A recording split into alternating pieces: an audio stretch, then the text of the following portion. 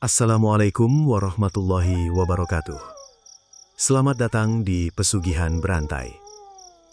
Di channel ini, kita tidak sekadar bercerita tentang horor. Kita membahas sisi gelap yang sering disembunyikan, tentang perjanjian, tentang tumbal, dan tentang konsekuensi yang tidak pernah benar-benar selesai. Karena pesugihan bukan hanya soal kaya mendadak, tapi tentang sesuatu yang terus berlanjut.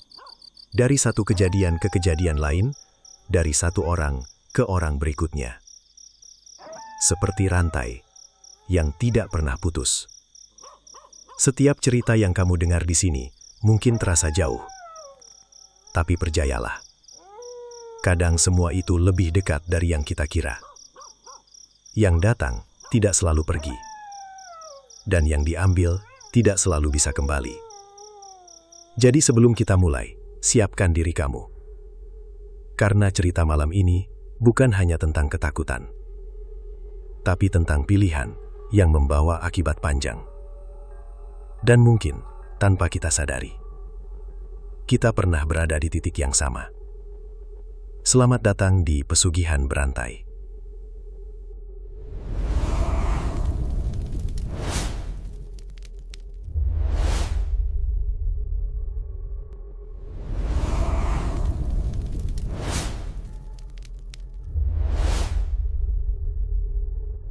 Malam selalu punya cerita, tapi tidak semua cerita seharusnya dibuka.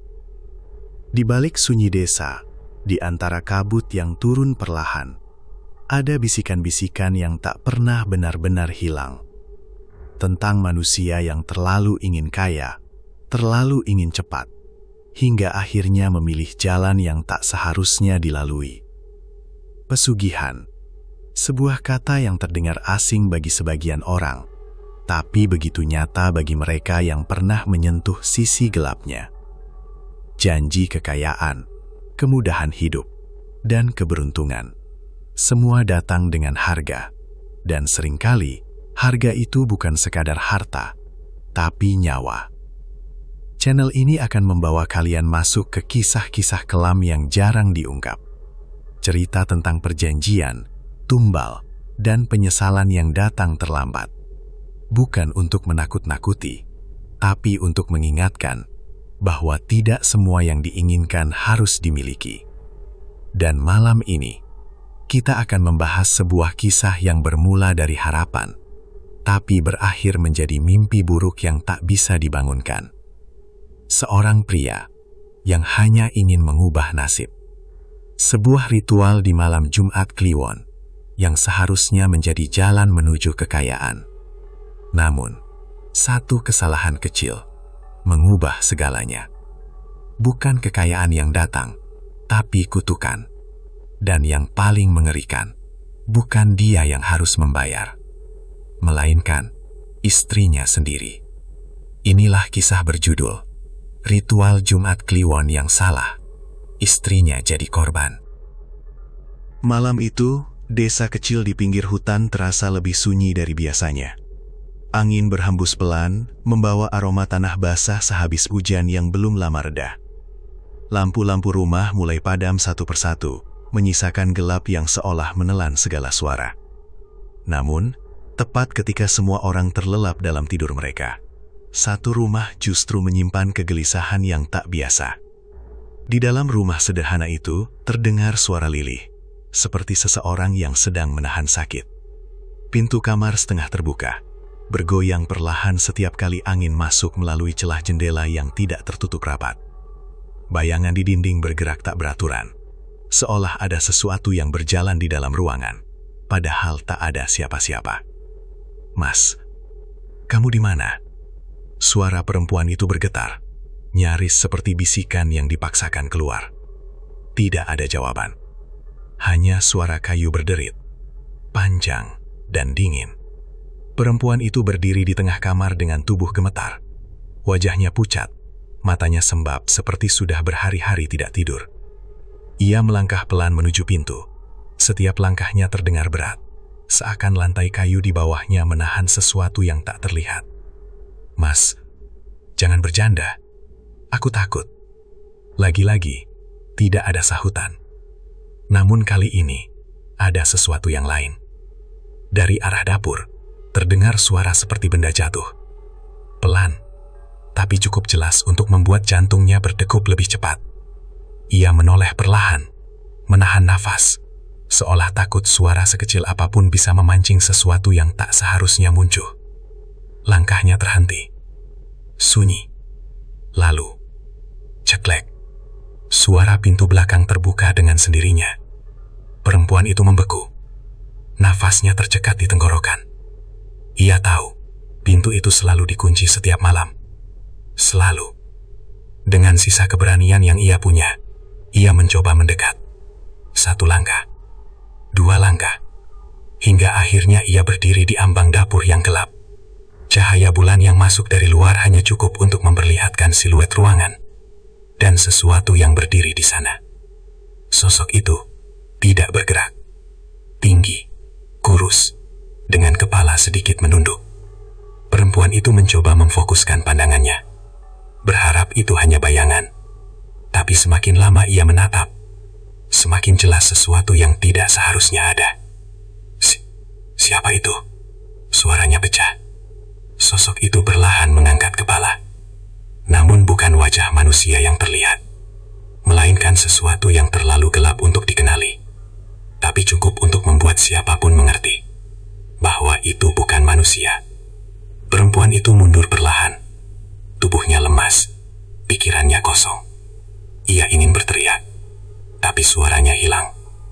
Dan saat itulah, suara lain terdengar, tepat di belakangnya. Suara yang sangat ia kenal. Bukannya sudah aku bilang, jangan keluar kamar. Perempuan itu terdiam. Perlahan, sangat perlahan, ia menoleh ke belakang. Di sana, berdiri suaminya. Di desa itu, orang-orang mengenalnya sebagai pria yang pendiam. Namanya Raka. Usianya hampir 40, dengan wajah yang terlihat lebih tua dari seharusnya. Bukan karena usia, tapi karena beban hidup yang tak pernah benar-benar ia ceritakan pada siapapun. Setiap pagi, ia berangkat sebelum matahari naik tinggi dan pulang saat langit mulai gelap. Pekerjaannya serabutan, kadang jadi kuli bangunan, kadang membantu di sawah orang. Tidak tetap, tidak pasti, seperti nasibnya sendiri. "Rak, hari ini ada kerjaan?" tanya seorang tetangga suatu sore ketika Raka duduk di depan rumahnya, menatap jalanan kosong. Raka hanya menggeleng pelan. "Belum ada, Pak. Mungkin besok." Jawaban yang sama, hampir setiap hari. Namun di balik sikapnya yang tenang, ada sesuatu yang perlahan menggerogoti pikirannya. Rasa gagal, rasa tidak cukup. Terlebih sejak ia menikah dengan Sari, perempuan yang justru menjadi satu-satunya cahaya dalam hidupnya yang sederhana itu. Sari berbeda. Ia tidak banyak menuntut. Wajahnya lembut, sorot matanya selalu hangat. Ia menerima keadaan Raka tanpa banyak tanya, bahkan ketika dapur mereka seringkali hanya berisi nasi dan garam. Baginya, kebersamaan lebih penting dari kemewahan. "Mas, makan dulu. Cuma ada tempe, tapi masih hangat," ucap Sari suatu malam sambil tersenyum kecil. Raka menatapnya lama, lalu mengangguk. "Iya, terima kasih, Ri." Namun di dalam hatinya, ada sesuatu yang terasa semakin berat. Setiap kali melihat Sari tersenyum dalam keterbatasan, Raka justru merasa semakin bersalah. Ia tahu, istrinya pantas mendapatkan hidup yang lebih baik. Desa tempat mereka tinggal juga bukan desa biasa. Di balik suasananya yang tenang, selalu ada cerita-cerita lama yang beredar dari mulut ke mulut. Tentang orang yang tiba-tiba kaya, tentang rumah yang dulu reyot, mendadak berubah jadi bangunan besar, dan tentang sesuatu yang tidak pernah disebut secara terang-terangan, tapi semua orang tahu. Pesugihan. Raka sebenarnya bukan orang yang percaya hal-hal seperti itu. Setidaknya dulu. Ia lebih memilih bekerja keras, meski hasilnya tidak seberapa. Tapi semakin hari, kenyataan mulai memaksanya berpikir ulang. Suatu malam, ketika hujan turun deras dan atap rumah mereka bocor di beberapa bagian, Sari berusaha menampung air dengan ember-ember kecil. Raka berdiri di sudut ruangan, memperhatikan tanpa berkata apa-apa. "Gak apa-apa kok, Mas. Nanti juga reda," kata Sari sambil tersenyum, meski rambutnya mulai basah. Raka menunduk, tangannya mengepal pelan. "Aku capek, Ri. Ucapnya tiba-tiba, suaranya pelan, tapi terdengar berat. Sari terdiam. Capek, gimana mas? Raka mengangkat wajahnya. Capek jadi orang yang gak bisa ngasih apa-apa buat kamu. Hening. Hujan di luar semakin deras, seperti menutupi percakapan yang mulai terasa dalam. Sari berjalan mendekat, lalu memegang tangan Raka. Aku gak butuh apa-apa mas, yang penting kita sama-sama. Tapi kata-kata itu, entah kenapa, tidak lagi cukup menenangkan. Di luar sana, dunia terus berjalan. Orang-orang lain mulai punya motor baru, rumah lebih bagus, hidup yang terlihat lebih mudah. Sementara Raka tetap di tempat yang sama, atau mungkin semakin tertinggal. Dan dari situlah, sesuatu mulai berubah. Awalnya hanya pikiran sekilas, lalu jadi rasa penasaran, hingga akhirnya menjadi keinginan yang sulit dihentikan. Tentang jalan lain, jalan yang tidak perlu menunggu lama, jalan yang konon bisa mengubah segalanya dalam semalam. Tanpa ia sadari, benih keputusan itu sudah mulai tumbuh, perlahan tapi pasti. Dan yang paling berbahaya, bukan karena ia tidak tahu risikonya, tapi karena ia mulai merasa tidak punya pilihan lain. Hari-hari Raka mulai terasa semakin panjang. Seolah waktu berjalan lebih lambat, hanya untuk memperlihatkan betapa berat hidup yang ia jalani. Pagi datang tanpa kepastian, dan malam pulang membawa kegelisahan yang sama. Tidak ada yang benar-benar berubah, kecuali keadaan yang perlahan memburuk. Dulu, meski penghasilannya kecil, setidaknya masih cukup untuk bertahan. Tapi sejak beberapa bulan terakhir, pekerjaan semakin sulit didapat. Proyek bangunan di desa sebelah berhenti mendadak, sawah-sawah mulai jarang membutuhkan tenaga tambahan, dan orang-orang yang biasanya memanggilnya pun kini lebih memilih pekerja yang lebih muda. Maaf ya Rak, sekarang lagi sepi, mungkin minggu depan, kata mandor itu sambil menghindari tatapan Raka. Raka hanya mengangguk, meski ia tahu kalimat itu hanyalah cara halus untuk menolak. Langkahnya pulang terasa lebih berat dari biasanya. Jalanan yang ia lewati setiap hari kini terasa asing, seakan setiap sudut mengingatkannya pada kegagalan yang sama. Ia berhenti sejenak di depan warung kecil, memperhatikan orang-orang yang bercakap santai, tertawa, seolah hidup mereka baik-baik saja. Sementara dia hanya bisa menghitung sisa uang di saku. Tak sampai cukup untuk besok. Di rumah, Sari masih berusaha menjaga semuanya tetap terlihat normal. Ia memasak dengan bahan seadanya, menghemat setiap butir beras, dan menyembunyikan kegelisahannya di balik senyum yang semakin dipaksakan. "Mas, hari ini dapat kerjaan?" tanyanya lembut saat Raka masuk. Raka terdiam sejenak sebelum menjawab. "Belum, tapi nanti juga ada." Jawaban yang sama, nada yang sama, kebohongan kecil yang diulang setiap hari. Sari tidak membantah. Ia hanya mengangguk pelan, lalu kembali ke dapur. Tapi dari caranya berjalan, dari bahunya yang sedikit turun, Raka tahu, istrinya mulai merasakan hal yang sama. Kekhawatiran. Hari berganti minggu, dan keadaan semakin menekan. Hutang kecil yang dulu terasa ringan, kini mulai menumpuk. Tagihan listrik tertunda, beras di karung tinggal sisa-sisa. Bahkan untuk membeli minyak goreng pun, mereka harus berpikir 2 kali. Suatu malam, ketika lampu rumah redup karena daya hampir habis, Raka duduk diam di ruang tengah. Tangannya memegang selembar kertas lusuh, catatan hutang dari warung. "Mas, ini dari Bu Rini tadi siang," kata Sari pelan, menyerahkan kertas lain. Raka membaca sekilas, lalu menarik napas panjang. Tambah lagi. Sari duduk di sampingnya. "Nanti kita bayar pelan-pelan ya mas." Raka tersenyum tipis, tapi matanya kosong. "Pelan-pelan sampai kapan, Ri?" Pertanyaan itu menggantung di udara. Tidak ada jawaban, karena mereka berdua tahu keadaan ini tidak bergerak ke arah yang lebih baik. Beberapa hari kemudian, tekanan datang dari arah yang tak ia duga. Seorang penagih hutang mulai datang ke rumah.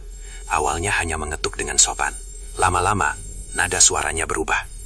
"Pak Raka, ini sudah lewat dari janji. Saya juga ada tanggungan," ucap pria itu dengan suara datar. Raka berdiri di depan pintu, mencoba tetap tenang. "Saya belum ada uang sekarang. Kasih waktu lagi." Pria itu menatap tajam. "Jangan terlalu lama. saya bisa datang lagi dengan cara yang beda. Pintu ditutup. Dan sejak saat itu, rasa takut tidak hanya datang dari dalam, tapi juga dari luar. Sore itu, langit terlihat lebih gelap dari biasanya, seolah menahan sesuatu yang belum ingin diturunkan ke bumi. Raka berjalan menyusuri jalan kecil di pinggir desa. Langkahnya ragu, tapi tidak berhenti. Di kepalanya, kalimat-kalimat yang ia dengar beberapa hari lalu terus berputar, seperti bisikan yang tak mau pergi. Ia sebenarnya tidak pernah membayangkan akan sampai di titik ini, mencari seseorang yang selama ini hanya menjadi bahan cerita orang-orang, disebut pelan, dibicarakan setengah berbisik, seolah namanya saja sudah cukup membawa rasa tidak nyaman. Namun hari itu, rasa putus asa mengalahkan segalanya. Kalau benar ada jalan, aku harus coba, gumamnya pelan, hampir seperti berbicara pada dirinya sendiri. Petunjuk yang ia dapat tidak jelas, hanya arah samar, melewati kebun karet, lalu belok ke jalan tanah yang jarang dilalui orang. Tidak ada papan, tidak ada tanda, hanya kepercayaan atau mungkin nekat. Langkahnya terhenti saat ia melihat sebuah gubuk tua di tengah rimbunnya pepohonan. Tempat itu terlihat seperti sudah lama ditinggalkan, tapi entah kenapa terasa dihuni. Udara di sekitarnya lebih dingin, lebih berat. Bahkan suara serangga pun seperti menjauh. Raka berdiri beberapa detik di depan halaman yang dipenuhi daun kering. Ia menelan ludah, mencoba menguatkan diri. Cuma tanya, cuma cari tahu, bisiknya lagi. Ia melangkah mendekat, lalu mengetuk pintu kayu yang sudah lapuk. Tok, tok, tok. Tidak ada jawaban. Ia hampir berbalik saat tiba-tiba, "Kamu nyari siapa?" Suara itu muncul dari belakangnya, serak, dalam, dan entah kenapa, terasa sudah tahu segalanya. Raka menoleh cepat. Seorang pria tua berdiri tidak jauh darinya. Pakaiannya sederhana, tapi sorot matanya tajam, terlalu tajam untuk seseorang seusianya. Saya, Raka sempat gugup, tapi lalu memberanikan diri. "Saya dengar Bapak bisa bantu orang." Pria itu tersenyum tipis, senyum yang tidak sepenuhnya ramah. "Bantu?"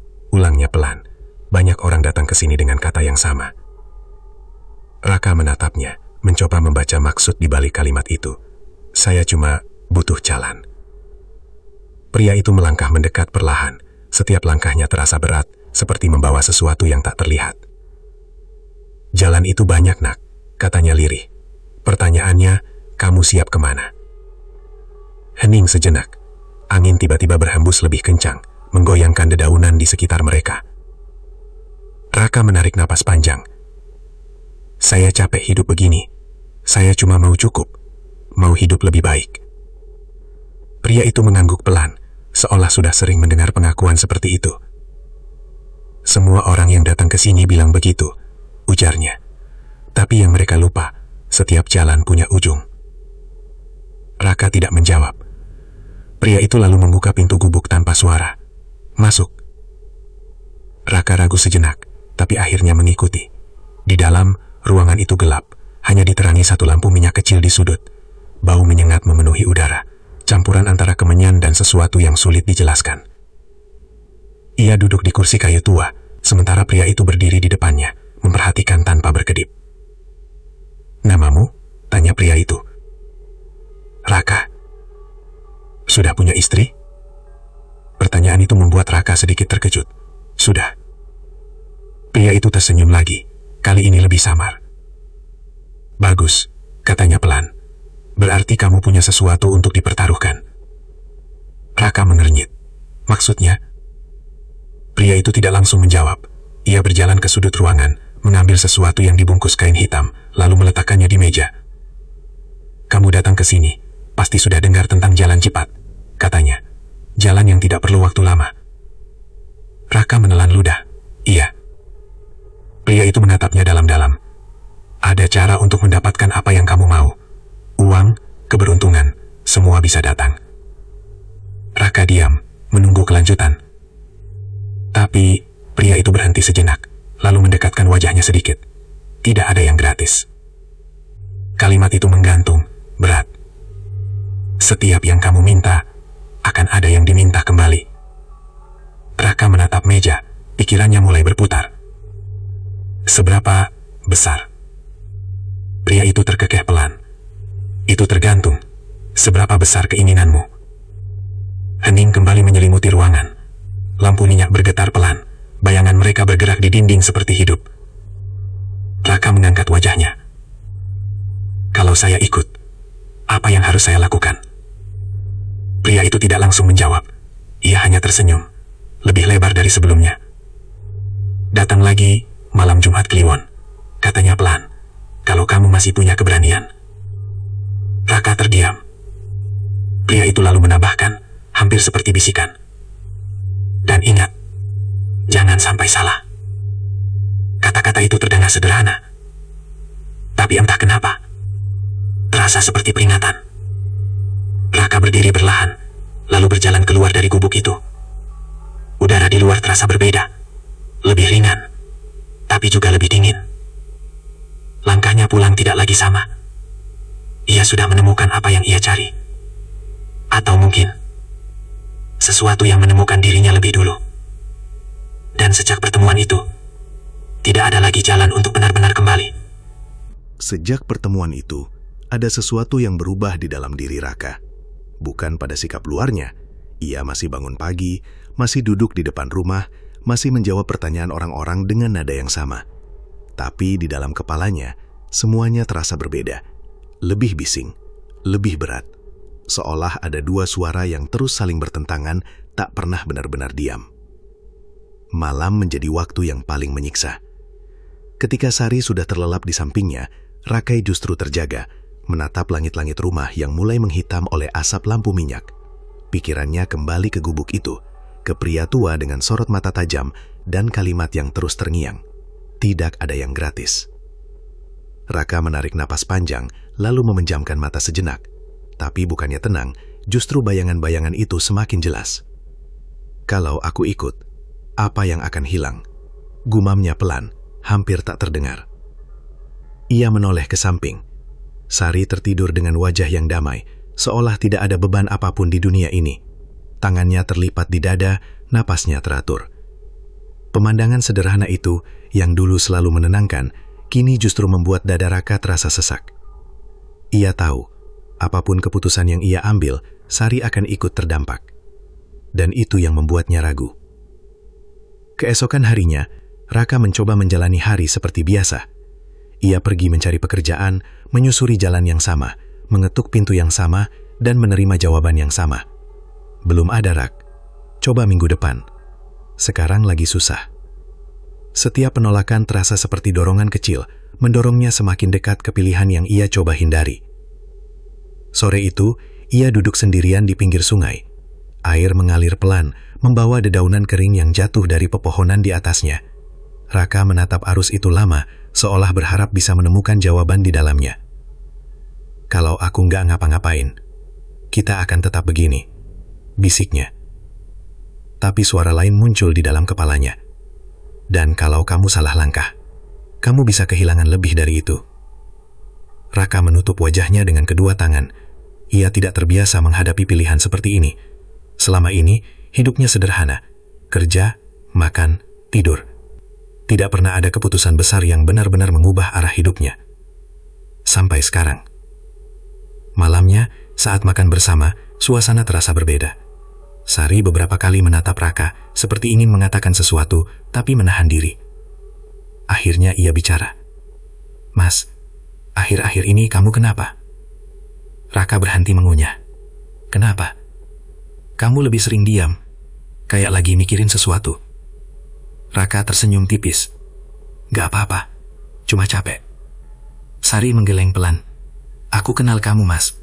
Kalau cuma capek, kamu gak akan seperti ini. Hening. Raka menunduk, tidak langsung menjawab. Sari melanjutkan, suaranya lebih pelan. Kalau ada apa-apa, cerita sama aku. Kalimat itu sederhana, tapi justru membuat Raka semakin sulit berbicara. Ia ingin jujur, ingin mengatakan semuanya, tentang gubuk itu, tentang tawaran yang ia terima, tentang pikirannya yang mulai goyah. Tapi setiap kali ia mencoba membuka mulut, bayangan risiko itu muncul lagi. Bagaimana kalau Sari melarang? Bagaimana kalau ia justru kehilangan satu-satunya orang yang masih percaya padanya? Belum waktunya, jawab Raka akhirnya. Sari menatapnya lama, lalu mengangguk pelan. Ya sudah, tapi jangan dipendam sendiri. Malam itu, setelah Sari tertidur, Raka kembali duduk di ruang tengah, hanya ditemani lampu redup dan suara jangkrik di luar. Di tangannya, ia memegang sebatang rukok yang sudah lama padam, tanpa ia sadari. Hari Jumat Kliwon semakin dekat, dan keputusan itu tidak bisa ditunda lagi. Ia berdiri perlahan, berjalan ke depan rumah, lalu menatap langit yang gelap tanpa bintang. Angin malam berhembus dingin, menyentuh wajahnya seperti peringatan yang halus. Apa aku siap? Bisiknya. Tidak ada jawaban, hanya sunyi. Tapi di dalam dirinya, sesuatu mulai condong. Bukan karena ia yakin, tapi karena ia lelah. Lelah berharap tanpa hasil, lelah merasa tidak cukup. Dan yang paling berbahaya, ia mulai meyakinkan dirinya sendiri bahwa semua ini ia lakukan untuk Sari. Cuma sekali, gumamnya. Setelah itu, semuanya akan berubah. Kalimat itu terdengar seperti janji, tapi juga seperti pembenaran. Dan tanpa ia sadari, disitulah batas itu mulai kabur. Antara benar dan salah, antara harapan dan keserakahan, antara pengorbanan dan kehilangan. Malam semakin larut, dan di balik keheningan itu, keputusan Raka perlahan terbentuk. Bukan karena ia tidak tahu risikonya, tapi karena ia memilih untuk tidak lagi memikirkannya. Karena bagi seseorang yang sudah terlalu lama berada di titik terendah, bahkan jalan yang gelap pun bisa terlihat seperti cahaya. Hari itu akhirnya datang. Jumat Kliwon. Sejak pagi, suasana desa terasa berbeda. Meski tak ada yang benar-benar bisa menjelaskan kenapa. Langit tampak lebih redup, angin berhembus pelan tapi dingin. Dan entah kenapa, orang-orang lebih cepat menutup pintu rumah mereka begitu matahari mulai turun. Di dalam rumahnya, Raka duduk diam sejak siang.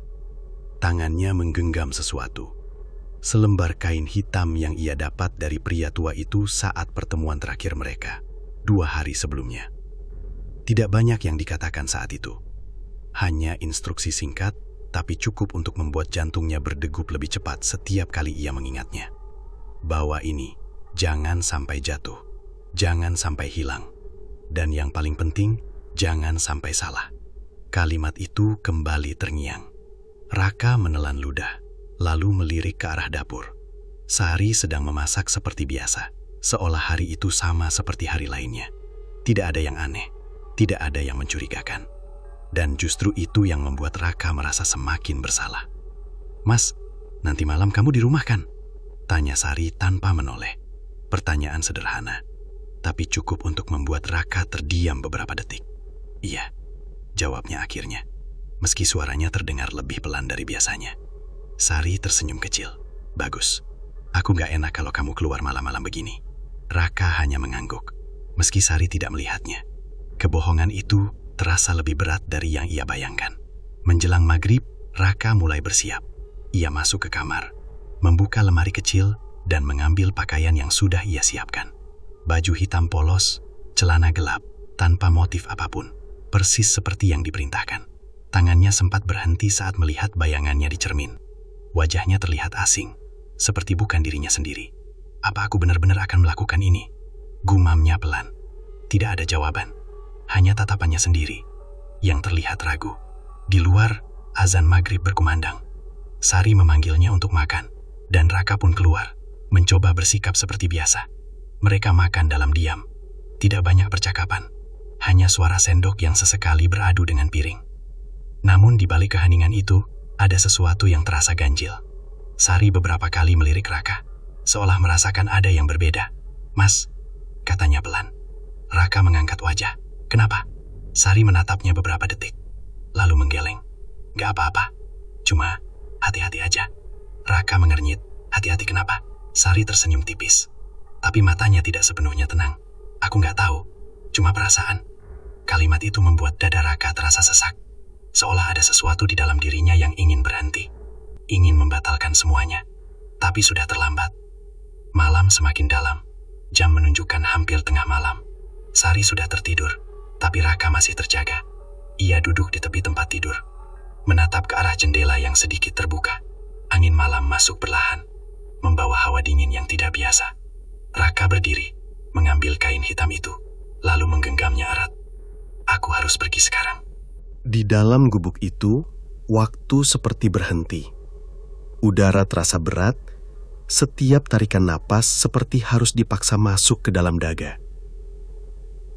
Raka berdiri kaku di tengah ruangan, sementara pria tua itu bergerak perlahan di sekelilingnya, menyiapkan sesuatu yang tak sepenuhnya bisa ia pahami. Di lantai, sudah tergambar pola aneh dengan serbuk putih dan tanah hitam. Beberapa benda diletakkan mengelilinginya. Kain, wadah kecil, dan sesuatu yang dibungkus rapat. Lampu minyak di sudut ruangan bergoyang pelan, membuat bayangan mereka tampak seperti makhluk lain yang ikut mengawasi. Masuk ke dalam lingkaran, perintah pria itu singkat. Raka ragu sejenak, lalu melangkah.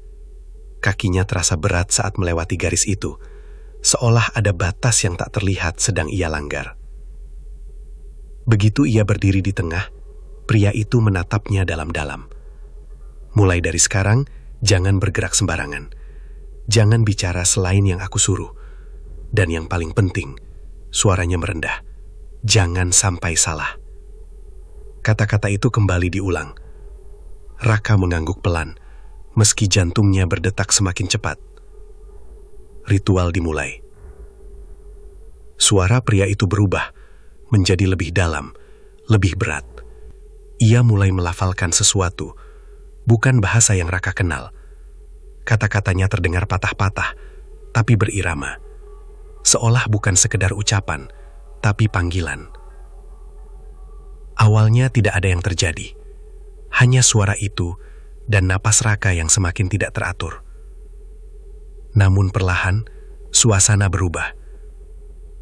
Angin yang sebelumnya tidak terasa, kini mulai berputar di dalam ruangan. Lampu minyak berkedip-kedip, hampir padam. Bau kemenyan menjadi semakin pekat, menusuk hingga ke kepala. Raka mencoba tetap diam, tapi tubuhnya mulai bereaksi.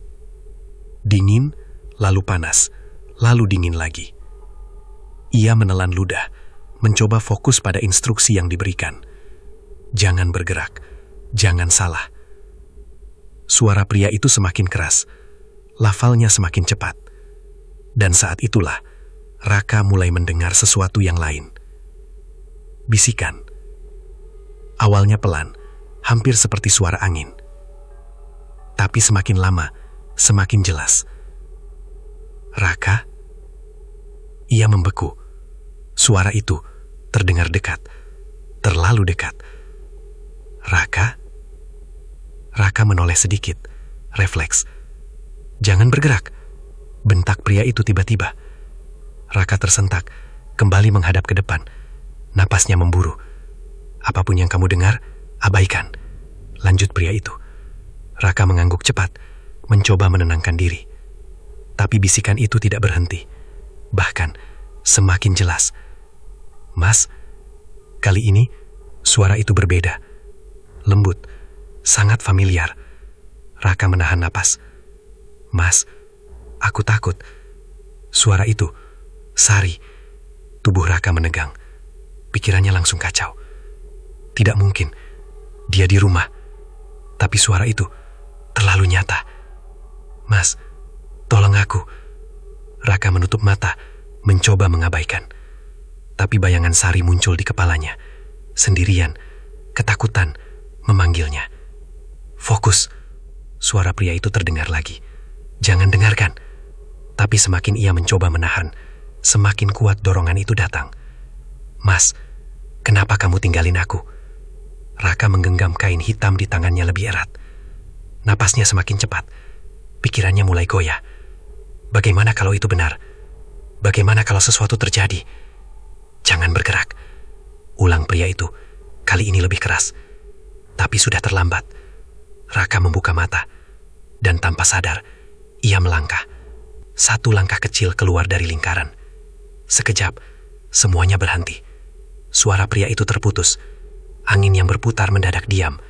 Lampu minyak, padam, gelap, sunyi. Lalu, suara tawa. Pelan, tapi bukan dari satu arah. Dari mana-mana.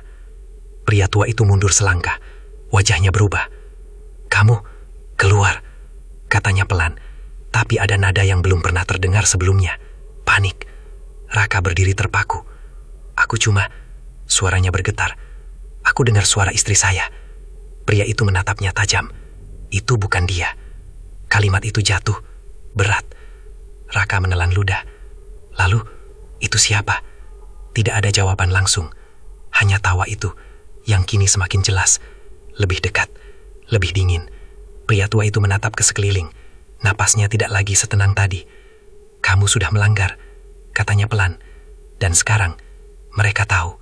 Raka merasakan bulu kuduknya berdiri. Siapa? Mereka. Tiba-tiba, dari sudut ruangan yang gelap, sesuatu bergerak. Bukan bayangan, bukan ilusi, tapi sesuatu yang benar-benar ada. Perlahan, mendekat. Bentuknya tidak jelas, tapi kehadirannya terasa.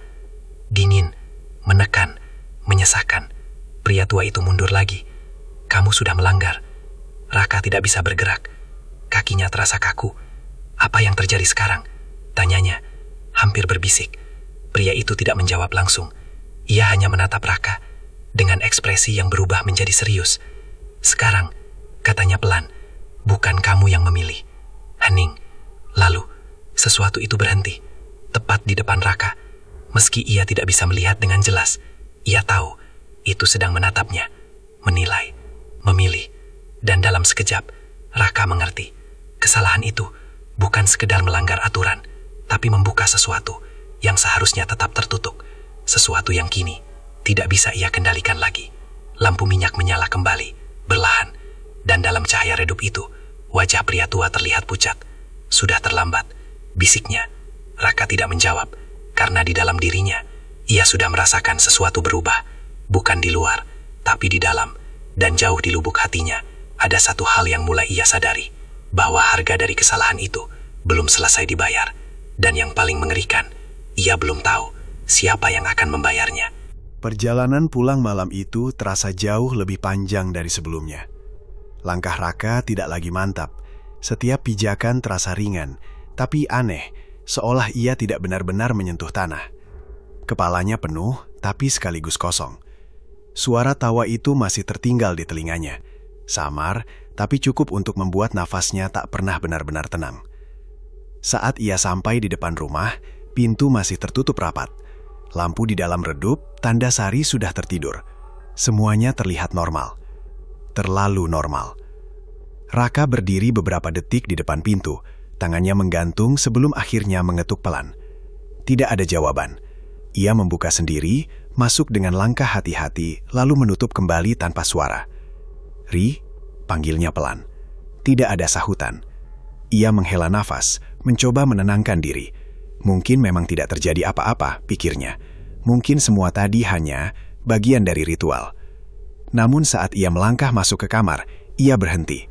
Sari tidak ada di tempat tidur. Selimutnya terlipat, rapi. Terlalu rapi untuk seseorang yang sedang tidur. Raka mengernyit. "Ri?" Ia keluar lagi menyusuri ruang tengah, lalu ke dapur.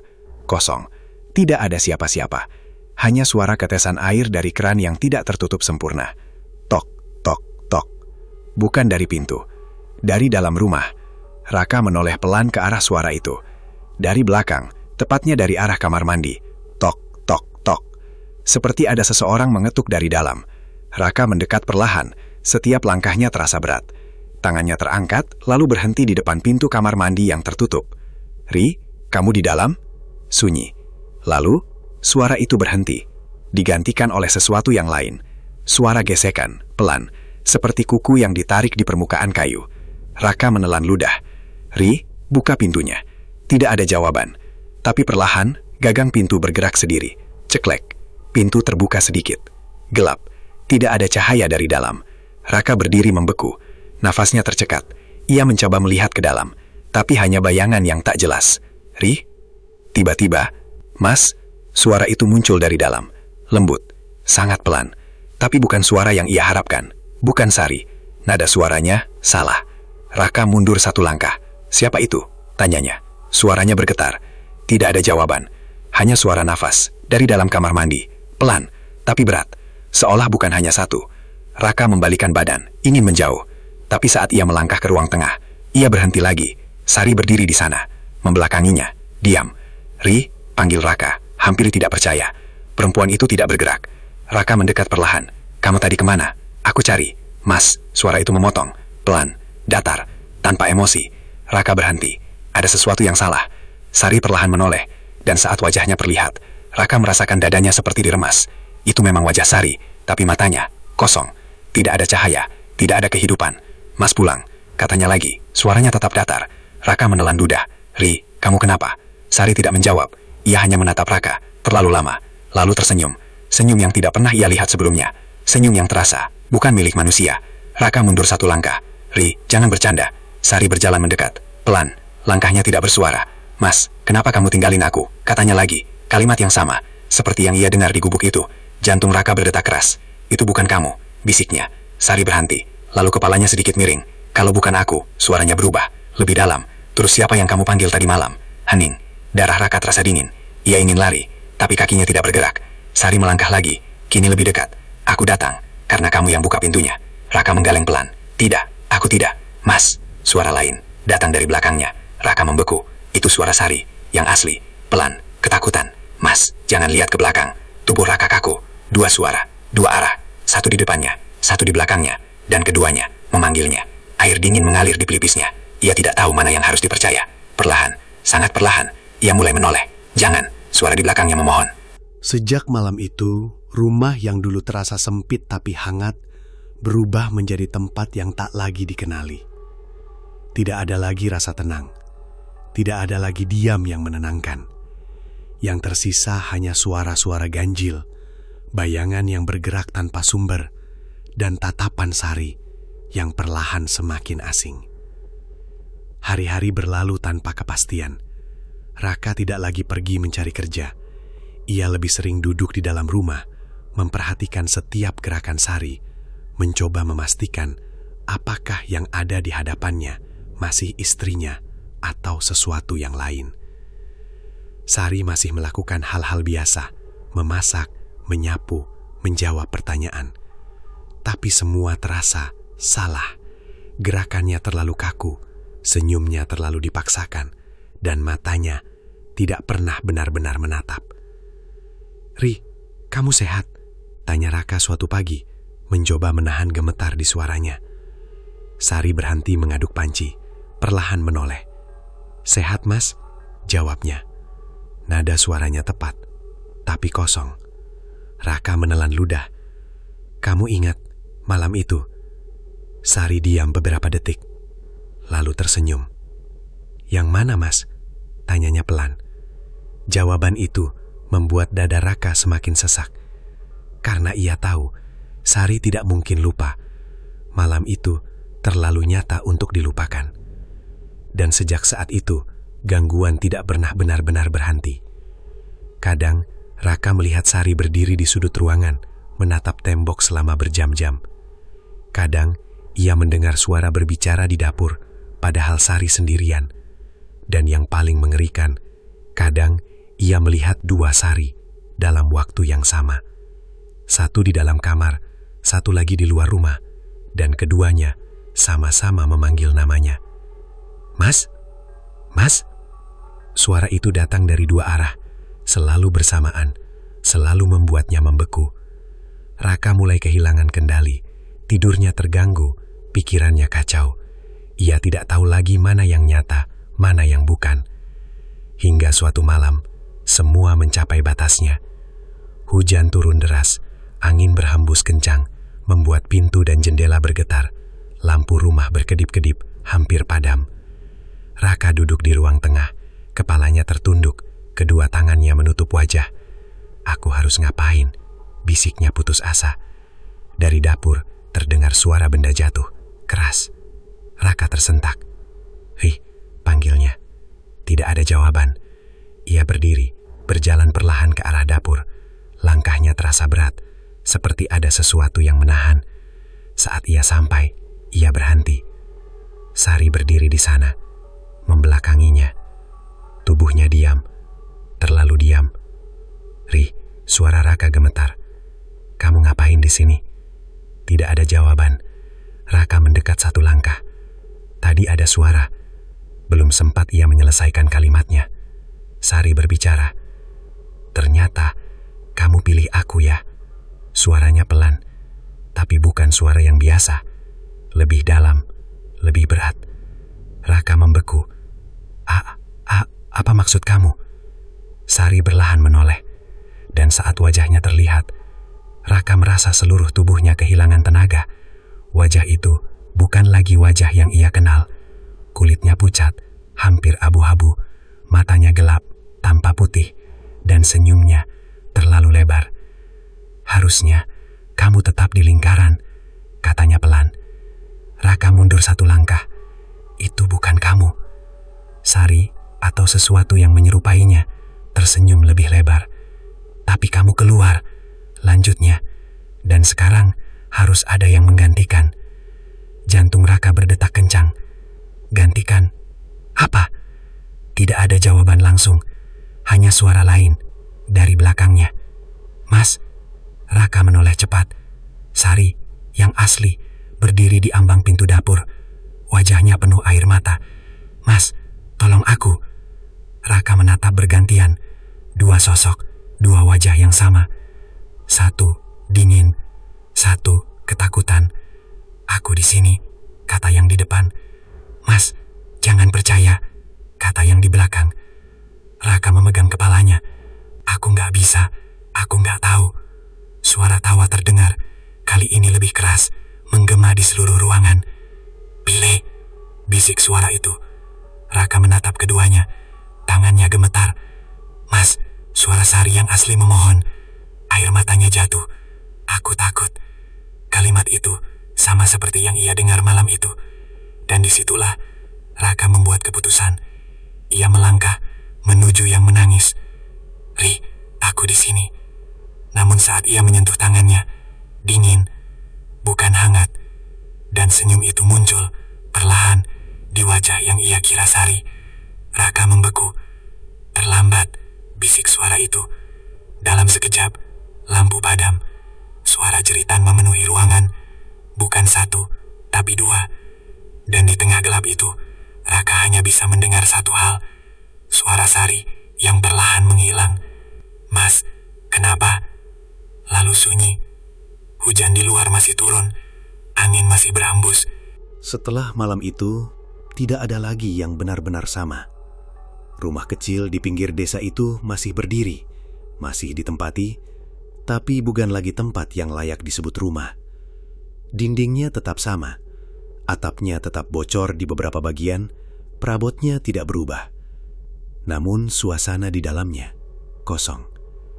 Bukan karena tidak ada penghuni, tapi karena sesuatu yang seharusnya ada telah hilang.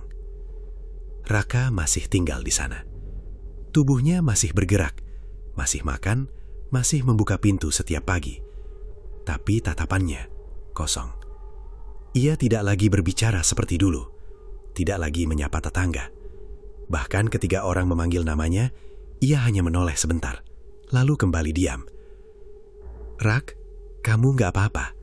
tanya seorang tetangga suatu pagi, berdiri di depan rumahnya. Raka menatapnya beberapa detik, lalu menjawab pelan, "Saya sendirian sekarang." Jawaban itu membuat suasana seketika hening. "Lah, Sari kemana?" tanya tetangga itu lagi, sedikit ragu. Raka tidak langsung menjawab. Bibirnya bergerak, seperti ingin mengatakan sesuatu, tapi tidak ada kata yang benar-benar keluar. Akhirnya ia hanya menggeleng pelan. "Gak tahu," gumamnya. Sejak kejadian itu, tidak ada yang pernah melihat Sari lagi. Tidak ada jejak, tidak ada kabar. Seolah ia benar-benar hilang, ditelan sesuatu yang tidak bisa dijelaskan. Orang-orang mulai berbisik. Ada yang bilang Sari kabur, ada yang bilang mereka bertengkar, ada juga yang memilih diam, karena mereka tahu ada hal-hal yang lebih baik tidak dibicarakan. Namun Raka tahu kebenarannya. Dan justru itulah yang membuatnya tidak bisa lepas. Malam menjadi waktu yang paling berat baginya. Ia jarang tidur, lebih sering duduk di ruang tengah, menatap ke arah pintu kamar, tempat terakhir ia melihat Sari. Kadang, ia masih mendengar suara itu. Pelan, samar. "Mas," ia akan langsung menoleh. Jantungnya berdetak cepat. "Ri," jawabnya refleks. Tapi tidak pernah ada siapa-siapa. Hanya bayangan dan sunyi. Namun yang paling mengerikan bukan suara itu, melainkan saat suara itu berhenti. Karena dalam keheningan yang terlalu lama, Raka tahu sesuatu sedang memperhatikannya. Suatu malam, hujan turun seperti biasa. Raka duduk di kursi kayu tua, memegang kain hitam yang kini selalu ia simpan. Kain itu sudah tidak sama lagi, dingin, dan entah kenapa, terasa berat. "Aku cuma mau hidup cukup," bisiknya pelan. Tangannya gemetar. "Aku nggak pernah mau ini terjadi." Air matanya jatuh, perlahan. Untuk pertama kalinya, sejak semua itu terjadi. "Ri, kalau kamu dengar, aku minta maaf." Hening. Lalu, "Mas," suara itu muncul lagi, lebih jelas dari sebelumnya. Raka membeku. Ia tidak langsung menoleh, karena kali ini ia takut berharap, takut kecewa. Tapi perlahan, ia tetap menoleh ke arah suara itu, ke arah kamar. Pintu kamar terbuka sedikit. Gelap, tidak ada apa-apa. Namun suara itu terdengar lagi. "Mas, kenapa?" Suara yang sama, kalimat yang sama, seperti malam itu. Raka berdiri perlahan, langkahnya goyah. Ia mendekat, 1 langkah, 2 langkah, hingga akhirnya berdiri di depan pintu. Tangannya terangkat, lalu berhenti. Ia menutup mata, menarik nafas panjang, lalu berbisik, "Aku tahu, itu bukan kamu." Kalimat itu sederhana, tapi berat. Dan untuk pertama kalinya, suara itu tidak menjawab. Hanya sunyi. Raka membuka mata. Kosong. Tidak ada siapa-siapa. Dan entah kenapa, kali ini ia tidak merasa takut. Hanya hampa. Ia mundur perlahan, kembali duduk di kursi. Tangannya masih menggenggam kain hitam itu, tapi kini genggamannya lebih lemah. Seolah ia mulai mengerti bahwa apa yang hilang tidak akan kembali, dan apa yang datang tidak akan pergi begitu saja. Hari-hari berikutnya, Raka tetap hidup, tapi bukan benar-benar hidup. Ia berjalan, tapi tanpa tujuan. Ia bernafas, tapi tanpa harapan. Dan di balik semua itu, ada satu hal yang terus ia bawa. Penyesalan. Bukan karena ia gagal, tapi karena ia mencoba. Karena ia memilih jalan yang seharusnya tidak pernah ia dekati. Karena ia percaya bahwa ada cara instan untuk mengubah nasib. Padahal, setiap jalan pintas selalu memotong sesuatu. Dan dalam kasus Raka, yang terpotong bukan hanya masa depannya, tapi juga orang yang paling ia cintai.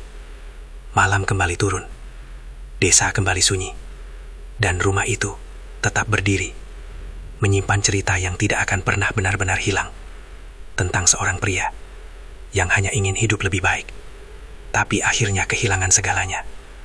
Dan dari kisah itu, satu hal menjadi jelas, bahwa tidak semua keinginan harus dipenuhi, dan tidak semua pintu seharusnya dibuka. Karena sekali saja melangkah ke arah yang salah, yang kembali bukanlah yang kita harapkan, melainkan sesuatu yang akan kita sesali selamanya. Jika kamu suka cerita seperti ini, kisah-kisah gelap yang mungkin terdengar mustahil, tapi terasa begitu dekat dengan kehidupan kita, jangan berhenti di sini. Karena di luar sana, masih banyak cerita yang belum terungkap. Cerita tentang pilihan, tentang konsekuensi, dan tentang hal-hal yang sering kita abaikan sampai semuanya terlambat. Jangan sampai kamu jadi cerita berikutnya. Dukung channel ini dengan cara subscribe, like, dan share ke teman-teman kamu, supaya kita bisa terus menghadirkan kisah-kisah horor yang bukan cuma menegangkan, tapi juga penuh makna. Tulis juga di kolom komentar, cerita seperti apa yang ingin kamu dengar selanjutnya. Saya pamit. Wassalamualaikum warahmatullahi wabarakatuh.